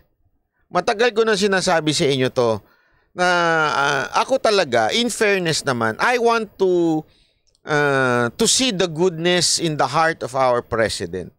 Sa totoo lang, I might not like what the kind of leadership he is doing or portraying, pero somehow nakikita ko yung goodness sa heart niya. Okay, kaya lang talagang meron lang talagang mga nasa paligid na mga oportunista, ika nga. Pagka ang leader hindi ganun ka masasabi nating gumagamit na kabay na bakal. Minsan, mga oportunista sa paligid talagang masama eh. Pero in terms of kabutihan ng puso, I think naman, di ba? Mayroong kabutihan ng puso si Marcos. Kaya nga, etong komento ni RSA maganda. Nung pinakikinggan ko ito, pinasa nga natin ito kay Coach Oli at kay Boss Dada. Pakinggan ninyo. Kasi maganda naman pala. Kaya lang talagang ewan ko, panoorin niyo ha? Dahil sa tawag ng mahal nating Pangulo, nung siya ay tumatakbo palang presidente, ito na po ang kanyang mga plano. Sabi niya, hindi tayo dapat manatiling mag-i-import ng baka, baboy, manok, at isda. Ramon, tumulong ka at 10 ng mga ibang businessman, tawagin natin lahat, magtulong-tulong to produce and make our food security happen. Ito po, mahal na Pangulo, nangyari na po. At nakita mo, na witness mo mismo, tawag mo, na nagawa na natin to. 12 facilities na ganito po ito all over the Philippines. Number 1 po niyan, nasa Pangasinan. Alam mo, maganda siguro maging sekretary ng ng DA, no? Hindi, naisip ko lang bigla. Parang okay maging sekretary ng DA ito si Ramon Ang. Surubio season, yung pangalawa nasa Bataan, Locanin. Yung pangatlo po nasa Sariaya, Quezon. Yung pang-apat po sa Pasacao, Camsur. Pang-5 po nasa Iloilo, Liganes. Pang-6 po Tuburan, Cebu. Pang-7 po Negros Occidental. Pang-8 po ay Pagadian, Mindanao. Pang-9 po Zamboanga. Pang-10 po Davao, Gihing. Pang-11 po ay Cagayan de Oro. Pang-12 po, nag-iisip-isip ako sana sa Maguindanao. Bakit doon? Kasi po, sana po mabigyan din natin sila ng food secure. At the same time, makakreate tayo ng trabaho at economy doon. Mahal na Pangulo, ito pong tawag nyo, nagawa na po namin, and we will make sure na we will continuously develop and make more meaningful project to help create job and minimize the reliance on imported food. Lahat po kasi ngayon halos ini-import na natin. Yan, ito yung sinabi ni RSA. I don't know kung ito yung sinasabi nilang project. Pero may nakita kasi akong balita na nagustuhan ko. Honestly, sabi ko nga, alam mo kung ganito ginagawa ng DA, maganda eh. Kasi ito ang kulang sa Pilipinas. Sa ibang bansa, marami nito eh. Sa Pilipinas, kulang tayo sa ganito yung promoting healthy living. Kulang na kulang tayo. Sa ibang bansa, alam ko, may requirement sila sa mga fast food nila na kailangan may vegan product. Kailangan you would also cater to vegan people, yung mga vegetable. Oo, ganun sa ibang bansa eh. Kaya nga nakakatuwa. Alam mo, tuwan-tuwa ako sa Japan at saka sa London. Sa Amerika, naku, grabe doon. Grabing karni doon. Pero pagdating mo sa Japan at saka sa London, kasi yung mga kanilang mga 7-Eleven, meron sa London, parang convenience store na puro salad. Ganon, di ba? Ito yung kulang sa Pilipinas. Na sana magkaroon. Kasi sa atin, ako personally, naging vegan ako for how many years?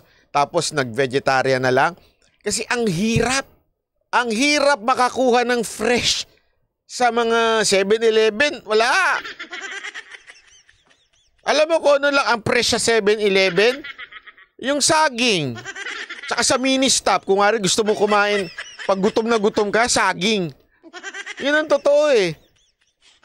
Kaya maganda itong proyekto. Ewan ko kung ito yung proyekto na yun na tinutukoy ni Pero ang maganda kasi dito sa sinasabi ni RSA, yung intention ng Pangulo na wag na mag-import din. At natatupad naman yan through partnership with the business people. And ako, somehow, pag kasi RSA nagsabi, malaking bagay yun. Diba? Malaking bagay ho yun. Pag pinuri ka ni RSA, malaking bagay yun. Ibig sabihin, talaga makatotohanan. Kaya ito panoorin nyo to. Mura na, madali pang lutuin ang mga pagkaing instant. Kaya naman may ganyang bersyon na rin ang ilang putahing may gulay tulad po ng chop suey at pinakbet. Ang solusyong yan kontra gutom sa pagtutok ni Von Aquino. Paano kung ang toneladang gulay na sobra sa supply at sadsad ang presyo kaya itinatapon na lang? Pwede palang solusyon sa gutom at malnutrisyon. Presenting ang instant chop suey at instant pinakbet. Pakuluan lang sa tubig ng ilang minuto habang nasa packaging. Tapos lagyan ng sauce at ready to eat na. Grabe, okay to, panalo to. Sana talaga magkaroon dito ng ng ganyan sa mga i-require ang convenience store. Malaking bag. Ako, walang biro ito ha. Everyday, halos ang pagkain ko lagi chop suey. Bakit? Wala ma-order kung hindi chop suey. Kahit nga sa Grab, pag tinype mo vegetable, lalabas chop suey. Bibihira makakita ka ng talong na puro talong lang o kaya steamed vegetable. Hindi, puro chop suey, marami. Kaya maganda, magkaroon din niya sa convenience store. Imaginein mo, tingnan nyo ha, ilalabas siya naka-vacuum seal. Tapos, ima-microwave mo lang. Kahit pa paano, malaking bagay na ho yun. Adrian RC, maraming salamat po ha. O kaya paini kung ayaw mo na microwave dahil naniniwala kang mawawala yung nutrition, di ba? Pwedeng pakuluan mo lang. Ito nga, papakuluan mo lang eh. Adrian RC, salamat po. Di ba? Tulad din ng ibang instant pero healthy. Proyekto ito ng Department of Agriculture, katuwang ang ilang lokal na pamahalaan at private sector. Very nutritious, walang MSG, wala pong artificial flavoring, puro natural. Ayon sa DA, karamihan ng gulay na ginawang instant ay galing sa Northern at Central Luzon. Ganda na half-cooked at blast frozen at inilagay sa food-grade packaging. Alam mo, DA, kung ganito ginagawa ninyo, hindi puro import. Pupurihin ko. Hindi, promise ha. Isipin mo, required ang McDonald's at Jollibee na may chop suey. Add hot water lang. O kahit wag na McDonald's, o kahit nga Uncle John. At saka 7-Eleven, may ganyan. O orderin mo lang, dadamputin mo lang. Kasi alam mo, kaya naman alam mo, isa sa pinakapangit talaga na nutrisyon pagdating sa mundo, Pilipinas. Bakit to? Ang hilig sa kanin. Ang hilig na nga sa kanin, ang hilig pa sa spam. Ultimo Starbucks, may spam. Ultimo 7-Eleven, may spam. Lahat ata may spam. Hindi ko naman sinisiraan ng spam, pero siguro naman, alam nyo namang ang healthy yun. Saan? Ano pa? Hotdog. Lahat ng 7-Eleven, Uncle John's, puro hotdog. Stand-up comedian, daming hotdog. Hindi, lahat to talaga puro hotdog. Di ba? Bakit wala tayong ganyan? Isipin nyo kung may ganyan, ang dali lang, dadaan ka, bago ka uuwi, dadaan ka lang, kukunin mo, pakukulan mo sa bahay, tapos na usapan. Di ba? Ganito rin daw ang ginawa sa sauce. Ang main focus talaga nito ay matugunan directly yung supply, yung... Hoy, Asek! Kung project mo yan, ha? Salamat. Sana tutuanin nyo, ituloy-tuloy nyo yan. Production, mailink dito sa processing, and eventually diretso na sa marketing. Pwede itong Ayun, tingnan nyo, naka-plastic lang, Katuwa, Papakuluan mo lang ng ganon. Hindi kasi mahirap talaga pagka mga kababayan yung isipin nyo, bakit mahirap kumain ng healthy?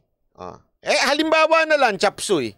Hotdog, tanggalin mo lang plastic, whoosh, tapos ang usapan.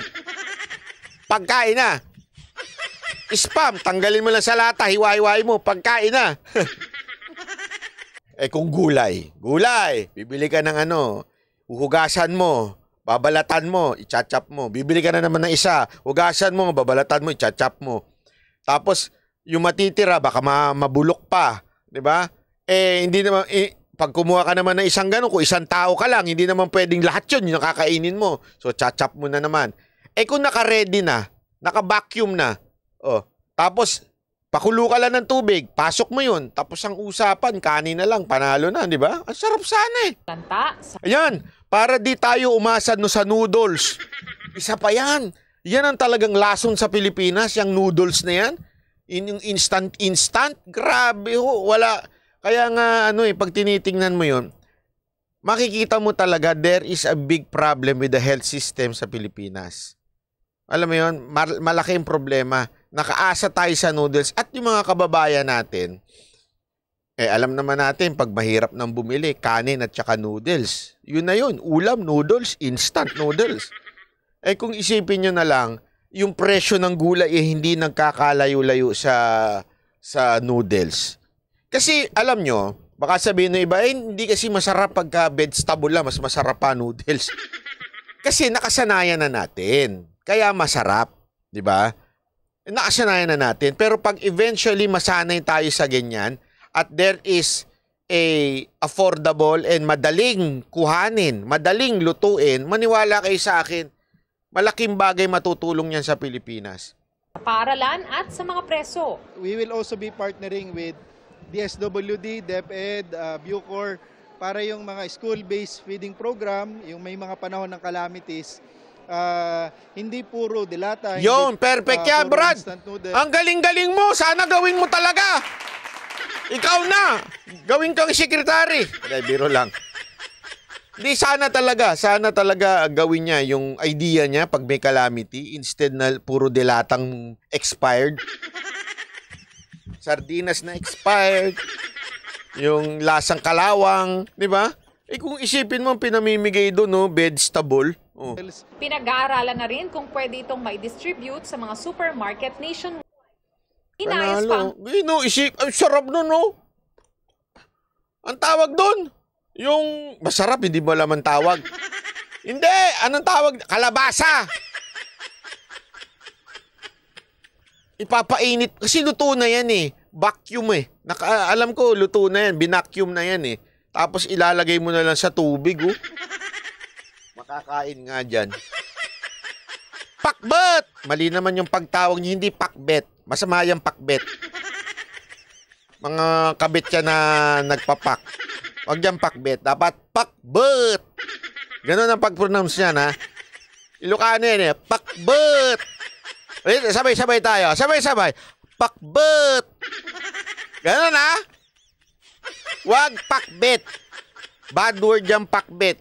Makano tayo ng YouTube. Pakbet! Okay? Pakbet! Ganun, ha? O, sige na! I-pronounce dyan. Sabay-sabay tayo. 3, 2, 1. Pakbet!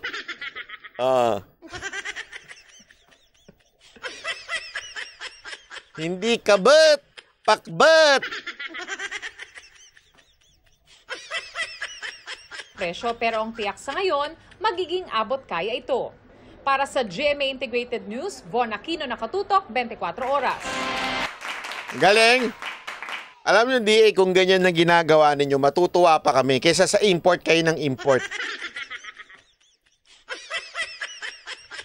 Alam nyo kung bakit? Eto ha, alam nyo ba na marami naman tayong gulay eh. Sa katunayan, tinatapon nga yung gulay sa atin eh. Di ba napansin nyo yun? Kaya ka nga magtataka, bakit tayo nag-i-import? Pero ang problema lang naman talaga, papaano madala yung gulay from the province going to Manila? Ang dami pong gulay. Masagana ang lupa natin, madali tayo magpatubo ng gulay. Bakit hindi gawin yung ganyan? Kasi alam nyo, isa talagang problema yan. Bilang bilang naging vegan ako, hindi pala 3 years, 5 years mahigit. Ang talagang problema is how to sustain it. Ang hirap talaga. Kasi sa gulay, hindi naman kasi kunwari okra bumili ka, di ba? Bibili ka, ano bang pinakamaraming okra, ganyan. O pinakamaraming ang bilis masira. So pag hiniwa mo naman, lalong nag-oxidize yung niya pagka, oxidize, taray. Pag nahanginan, di ba? Ang hirap. Kaya nga sabi nung iba, meron akong kaibigan na chef, alam mo, sabi niya, ang suggestion niya sa akin, gawin mo, hiwain mo na. Pagdating from grocery, hiwain mo na, ilagay mo sa freezer. Patagal yan ng 1 buwan, 2 buwan. Kaya lang, pag nilagay ko sa freezer, minsan naapektuhan yung lasa. Alam mo yun, mararamdaman mo pa rin eh. Sabi niya, pag niluto mo na yan, wala na rin yan. Kaya alam, minsan ramdam mo eh, kasi lalo na yung pagkakain ng, alam naman, ilagay mo sa freezer yung, yung ginagawang salad, yung pang Caesar salad, di ba? O kaya yung, tawag dito, yung cucumber. O, Ilocano rin yun eh. Pag English, cucumber. Pero pag Ilano, cucumber.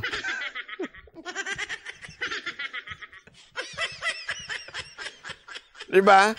Kaya lang medyo iba na isipin mo yung cucumber, ilalagay mo sa social cucumber. Ilalagay mo sa freezer, diba? Iba na lasa nun. Diba? Kaya hindi, pili lang yung pwede mo ilagay sa freezer. Maganda kung may ganyan. Di ba? Ako, honestly, pag pumunta akong grocery, although, minsan kasi madaya yung grocery. Minsan hindi naman lahat. Minsan, meron akong pinupunta ang grocery na hindi madaya. Fresh talaga. Ayoko na i-promote. Pero mahal. Pero meron akong pinupuntahan na mura. Ayoko na rin sabihin. Pero nakatago yung mga bulok sa likod, sa ilalim. Hindi, kasi mahilig ako mamili ng ganyan yung nakahiwa na naka-plastic na yung pakbet, tapos chapsuy, na naka-plastic na. Pag bumibili ako minsan, sa loob, pag inuuod na.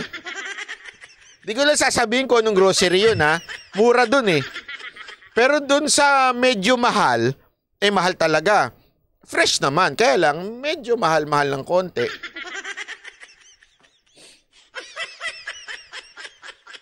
Yung mahal, hindi fresh option, iba. Rustans. Masarap sa Rustans. Wala naman biro, in fairness, fresh ang mga gulay sa Rustans, pati yung mga fruits nila, pero ang presyo fresh din. DA, tuloy niyo yan para naman maayos-ayos May maganda rin kayo nagawa sa wakas sa tagal-tagal nyo na. Ang dami nyo ngayon magaganda na ginagawa nyo Maayos kayo salamat sa inyo. Ito pa, panoorin nyo ito, maganda ito kasi actually good news ito. Di ba meron tayong good news nung last time yung mga pulis? Naku, malapit ko na mahanap. Hinahunting ko na yung mga pulis na yan. Nahunting ko na yung mga pulis. Antayin nyo. Yung pulis na kinikilatan, hindi kayo nagpadala doon sa mga nangikil sa inyong Malaysian. At mainit ang dugo ko sa mga ganyang mga Malaysian. Alam nyo naman. Mga lintik na mga kurap yung mga yan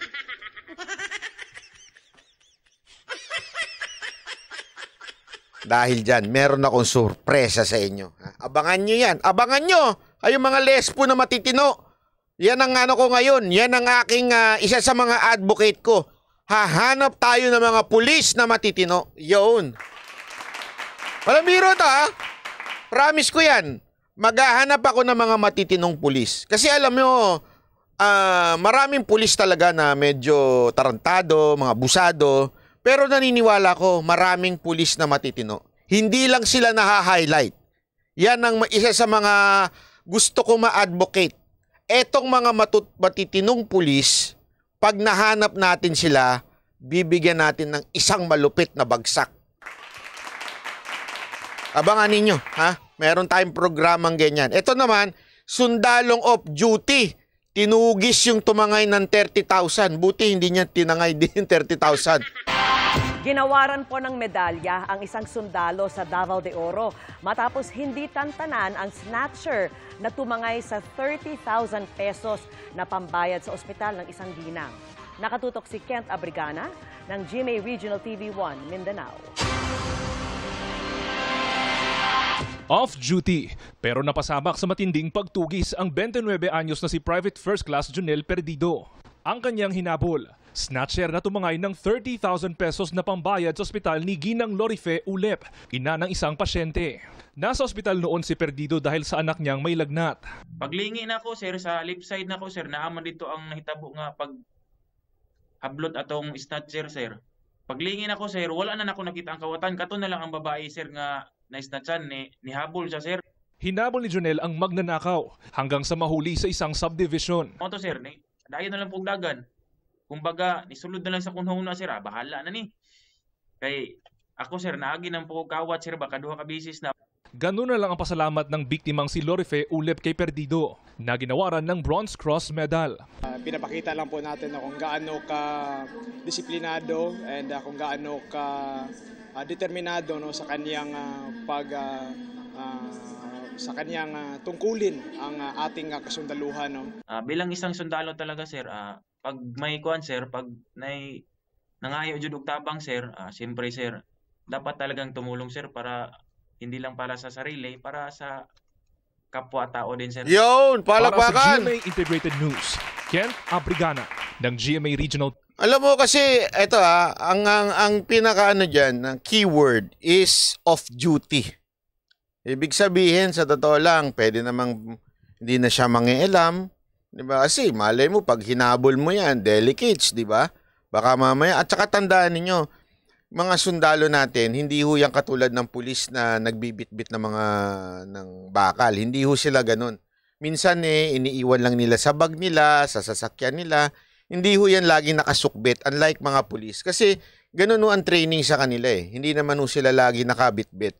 Lalo na pag sila ho wala naman doon sa kanilang kampo. Usually nasa labas sila. Hindi ho sila na nagbibitbit. Kaya nga nakakatuwa kasi off-duty ito and yet ginampanan niya yung trabaho niya. Di ba? Palakpakan natin. Malayo ka lang sa akin na boss, pero sana, naku po. Kung mahahanap lang kita, naku, sana. Hindi, masarap tong project ko to. Samahan nyo ako sa project natin na ito na tulungan natin yung mga pulis. Kasi alam mo yung maliit na bagay lang. Maliit na tulong, maliit na pag-aano lang sa kanila. Pero sana magkaroon ng impact doon sa mga iba. Yun ang mga motibo ko dito. Hindi ko naman motibo magpasikat, hindi. Ang motibo ko lang dito, makita ng ibang mga pulis na na-appreciate kami ng mamamayan. Alam mo yun, minsan, eto lang honestly, minsan napapaisip ako Eto, gusto ko lang, I'll be honest and telling you what I'm going to be planning. Kasi minsan, sa totoo lang, sa tanan ng buhay ko, eto, diretsuhan to with all the humility, never I would thought na aabot ako sa ganito. Hindi ko sinasabing kilala ako or something. Pero kasi, nabuhay ako mula nung panahon ni Mocha, panahon ng Mocha Girls, for 20 years, I'm just always sa background. Yung hindi ako pumupronta, kasi hindi naman po talaga ako mahilig pumronta. Sa katunayan, every time na ayaw kong pinakikilala pa ako ni Mocha, pinakikilala pa ako ng Mocha Girls. Very ako introvert pag sa labas. Ayoko talaga kasi hindi ko naman kailangan ng recognition. Ito manager namin, to boss namin. Hindi, wala sa akin yung ganyan. At ayoko, una-una, wala akong confidence humarap sa tao. To be honest wala talaga akong confidence nahihiya talaga ako humarap sa tao. Kaya lang naman makapal ang mukha ako dito kasi wala kayo Sulat nyo lang nakikita ko. Hindi ko nakikita yung mukha nyo. Pero pag nakita ko mukha nyo, tameme na ako. Yung totoo, walang biro yun. Kaya lang, minsan naisip ko, kanina nga, hear me out. I hope you hear me out because I wanna tell this na sana maipasa ko sa inyo yung aking nararamdaman. Okay? Kanina nung nasa embassy ako, siyempre antok na antok ako, bad trip ako, sungit ko. Wala ako sa mood. Alam mo yung parang kasi hindi ako nakatulog. Diba? Kaya nga ako walang live kagabi kasi aga nung alas 7 ng umaga. 6:30 nandun na ako. Nag-aantay sa pila. Ang tagal. Sabi ko, anak ng wete, pinahirapan ako ng Amerika. Walang biro to Hindi ako ng biro. Yung kanina nung sinasabi ko yon, sabi ko pag ako dininay nitong Amerika, yayarin ko talaga to sa vlog ko araw-araw. Para ako alam mo yung pakiramdam Amerika, salamat po na-approve ako. Pero alam mo yung pakiramdam na bakit kami pinahihirapan ng kano para lang makapunta sa bayan nila? Alam mo yung pakiramdam na ganon? Tapos 2 oras ka na nag-aantay sa labas, ang init-init. Tapos ang sungit-sungit pa ng gwardiya na babae doon na, yung mga gamit niya, lagay niyo sa bag, lagay niyo sa basket. Huwag matigas ang ulo, yung mga niya. O yung mga ganon. Tapos bawal pa magpasok ng cellphone sa loob. So, nakatunganga ka. Alam mo yon, 2 hours kang nakatunganga. Ang init-init nang walang cellphone. O di, alam mo naman tayo mga Pilipino, buhay natin cellphone. Siyempre, nakaganon ka lang. 2 oras, buwisit ka na. Pero maya't maya, may lalapit. Uy, banat bay. Uy, banat bay. Hindi, tuloy ako makasimangot. Hindi, walang biro ito Hindi ako, sabi ko nga sa inyo, with all the humility. Tapos, siyempre, wala ka na magawa. Biglang pumasok sa isip ko na, ito just gusto ko lang sabihin sa inyo. Sabi ko nga, Lord, bakit mo naman ako dinala sa ganitong punto? Na hindi ko naman hiningi ito sa buhay ko. Hindi ko naman hiningi na makilala ako ng tao. Sa matter of fact, ayoko nga. Kasi nagiging conscious ako. Nako-conscious ako sa suot ko.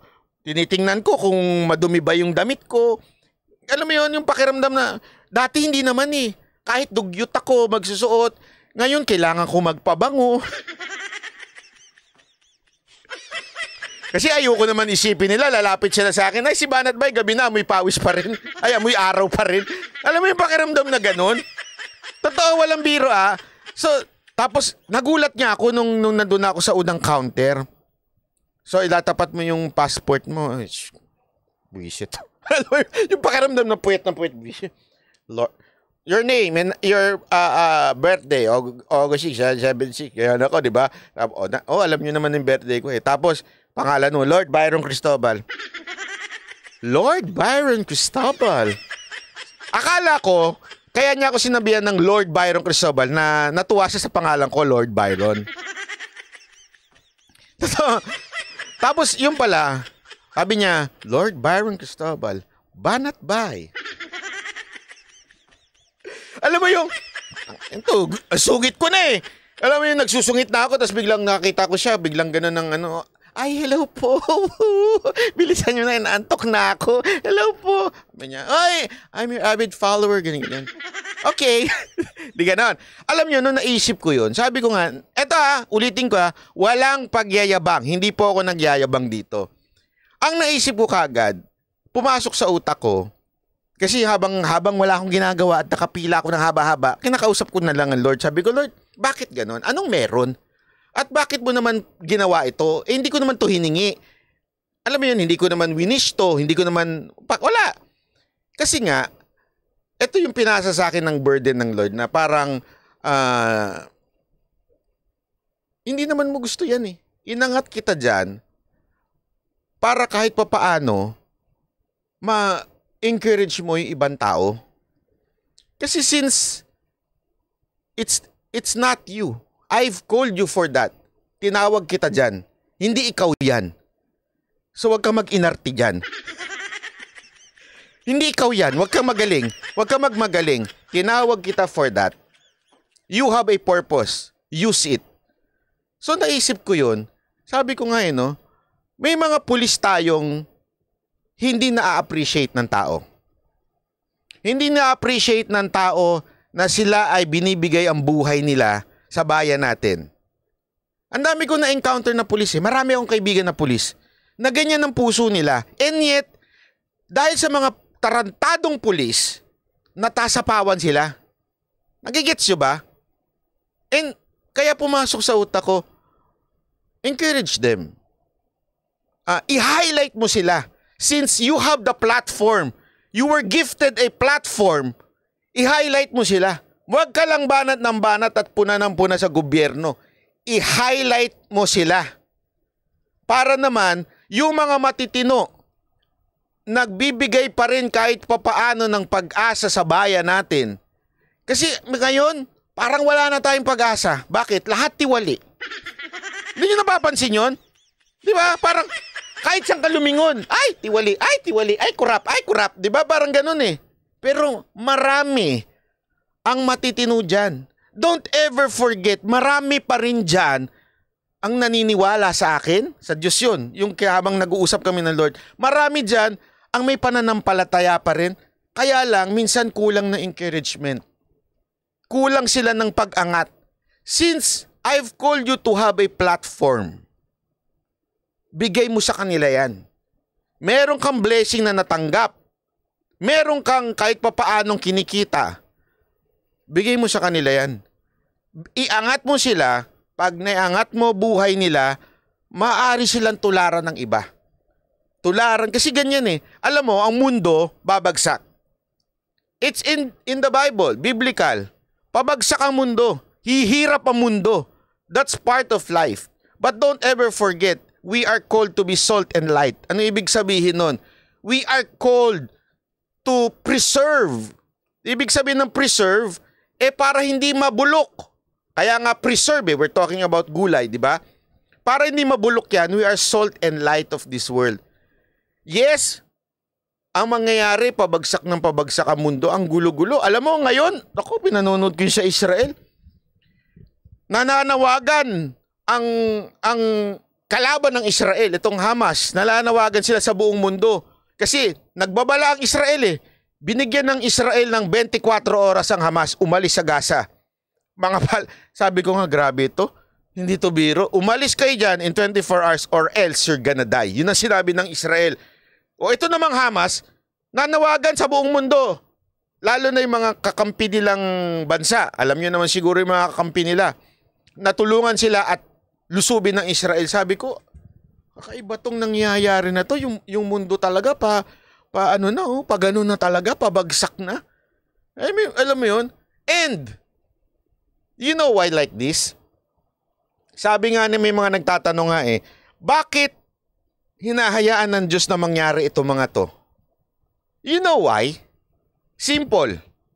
Hinahayaan ng Diyos ito mga to so that the light will be seen more. The darkness is paitim ng paitim, padilim ng padilim, so that the light will stand out. Kasi hindi magi-stand out ang light, ang flashlight, sa maliwanag na ilaw. Magi-stand out ang flashlight sa brownout. Tama, mali. Diba? Kaya nga ngayon, inalaw ito so that the light, which is supposedly those who believe in Christ, would stand out, would be seen more. To this negative and toxic social media. Yes, I'm not saying hindi tayo pupuna. Hindi yun. Pupuna pa rin tayo. But, somehow, medyo toxic ng toxic ang social media. Magbigay tayo ng konting liwanag. Hindi naman bonggang-bonggang liwanag. Alam mo yung parang, minsan kasi nakikita natin yung mga hard sell preacher na they would preach the gospel, instead of loving the people, i-insist nila yung what they believe in their own doctrine, isasaksak sa bunganga ng tao, sasabihin, ito ang doktrina, maniwala ka o impyerno ka. Di ba ganon? Wag tayong ganon. Tulungan na lang natin, bigyan na lang natin ng pag-asa, hope, yung iba mga tao. And this is the platform. That's why I'm sharing my burden to you. Okay? I'm sharing my burden to you so that you know the direction of this channel. Eventually, gusto ko yung ganun channel. And, with all honesty in my heart, I have no plan in running to the government. Kasi, if I run sa government, all the purpose ng pagtulong ko would be in vain. Nagigets nyo? So, I will not run. Hindi yan ang plano ko sa buhay ko. Kasi wala din Hindi para lang din pala akong mga politikong tumulong tapos gustong mahalal. Ayoko ng ganun. Kaya tayo tutulong, kaya tayo magse-search ng mga matitinong tao at re-rewarda natin dahil gusto natin silang ma-highlight sa channel na ito at para naman pag sila'y na-highlight ay tularan ng ibang tao. Yun lang naman yun. Sa simpleng bagay na yun. Ako'y nagpapasalamat na sa inyong tulong, nagpapasalamat na ako sa inyong suporta at tulungan natin sila para naman ma-highlight sila sa channel na ito. Maraming salamat po. God bless and see you Monday. Okay? Bye-bye po. Thank you.